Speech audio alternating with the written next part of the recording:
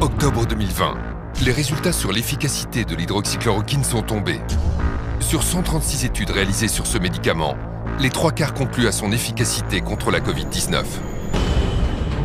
Des résultats largement positifs, qui n'ont pourtant bénéficié d'aucun écho dans les médias. Attention à la chloroquine. Pour quelles raisons et dans l'intérêt de qui? Pourquoi l'hydroxychloroquine a-t-elle été si décriée? Et comment a-t-on pu aller jusqu'à interdire aux médecins de prescrire ce médicament? Cette histoire d'effets secondaires ou de dangerosité de l'hydroxychloroquine est la plus belle plaisanterie médicale scientifique qu'on ait inventée depuis le début de cette pandémie. On a laissé crever les gens, on a interdit aux médecins généralistes qui s'étaient mobilisés pour sauver les gens de traiter les gens. L'hydroxychloroquine ne fait pas vivre les actionnaires de l'industrie pharmaceutique.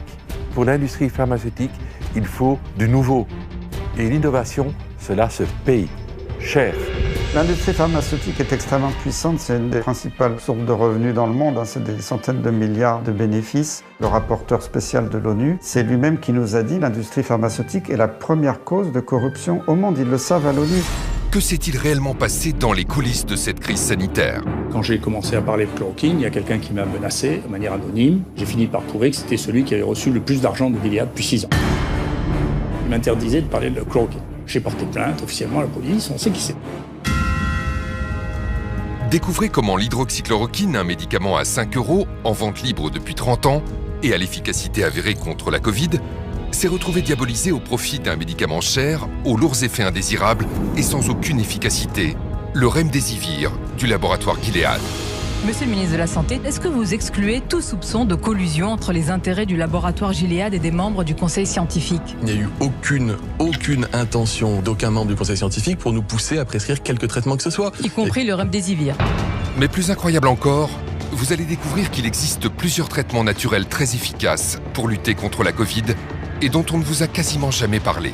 Pourquoi ne pas l'avoir proposé au lieu de dire aux gens « rentrez chez vous, fermez les fenêtres, fermez les volets et priez pour que vous ne soyez pas malade ». On n'en parle pas, je ne sais pas pourquoi, on préfère vendre des médicaments chimiques très chers. Ce qui me tue vraiment, c'est que ces essais existent et démontrent que la vitamine C en intraveineuse a eu des effets bénéfiques sur le taux de survie. Et malgré cela, les médecins continuent de ne pas l'utiliser. Vous prescrivez donc le zinc et il est efficace pour les malades de la Covid-19 ?